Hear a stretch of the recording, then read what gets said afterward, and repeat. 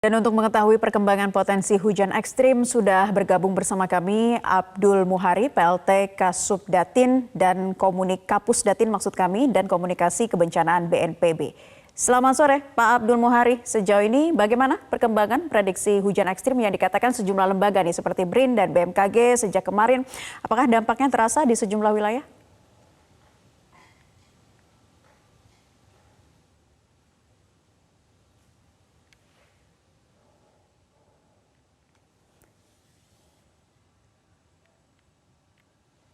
Pak Abdul Muhari, mohon maaf Bapak, apakah audionya boleh dibuka? Belum terdengar suara Bapak Abdul Muhari. Ya, silakan dilanjutkan Pak Abdul Muhari. Terima kasih Mbak.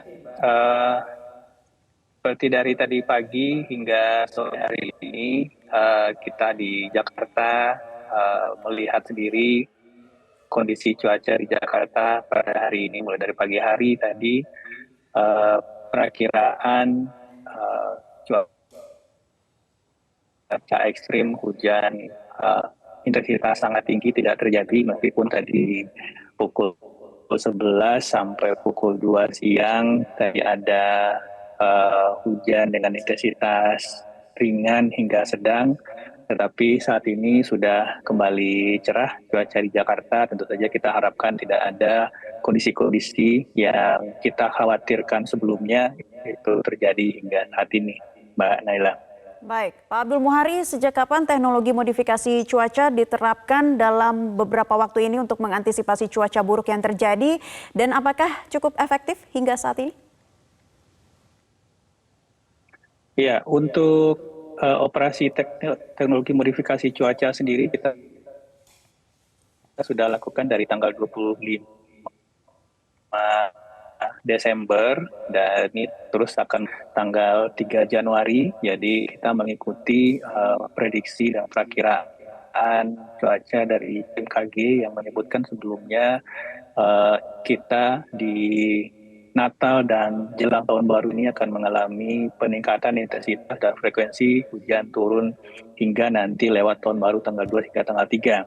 Nah, untuk itu BNPB bersama BRIN, BMKG dan didukung oleh TNI Angkatan Udara, saat ini kita sudah menggunakan 2 unit pesawat kasa dari TNI Angkatan Udara untuk melakukan penyemayan garam, penaburan garam untuk mendahulukan atau mempercepat turunnya hujan sebelum awannya sampai di daerah-daerah yang kita ingin kurangi intensitas hujannya.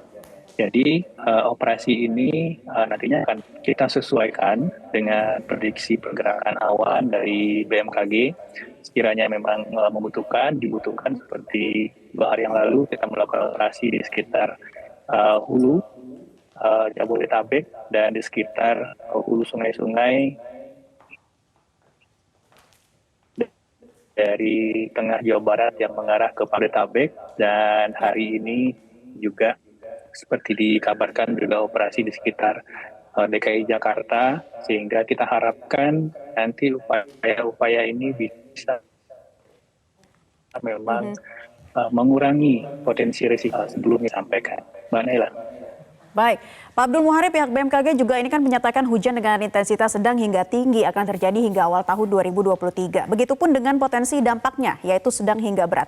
Langkah mitigasi apa lagi yang dilakukan pihak BNPB sejauh ini? Bagaimana juga dengan koordinasi bersama pemerintah daerah?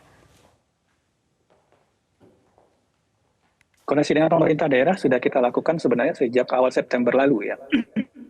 Artinya cuaca ekstrim ini musim hujan kita kan memang bergerak lebih awal. Jadi sejak Oktober itu sebenarnya BNPB sudah mencatat kenaikan frekuensi dan intensitas bencana hidrometeorologi basah, banjir bandang, tanah longsor. Bahkan di Oktober itu dalam satu minggu itu kita sempat mencatat kejadian bencana hingga 82 kali dengan korban meninggal satu minggu itu mencapai 13 orang. Tetapi memang atensi kita di akhir tahun ini, karena ini bertepatan dengan libur dan Kementerian Perhubungan menyampaikan ada sekitar 44 juta warga yang diperkirakan akan melakukan perjalanan. Tentu saja ini menjadi atensi kita bersama untuk bisa kita pastikan keselamatannya.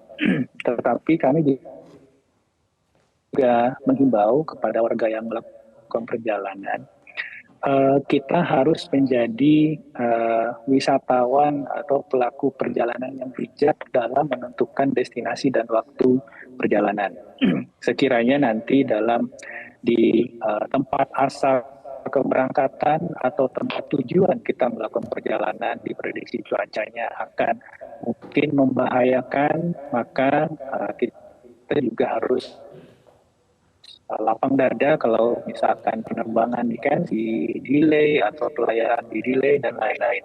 Karena itu semata-mata diutamakan untuk menjamin keselamatan penumpang atau warga yang melakukan perjalanan, Mbak Naila. Baik, Bapak Abdul Muhari, terima kasih untuk waktunya telah mengkonfirmasi bersama kami di kesempatan Metro hari ini. Abdul Muhari, PLT Kapus Datin dan Komunikasi Kebencanaan BNPB.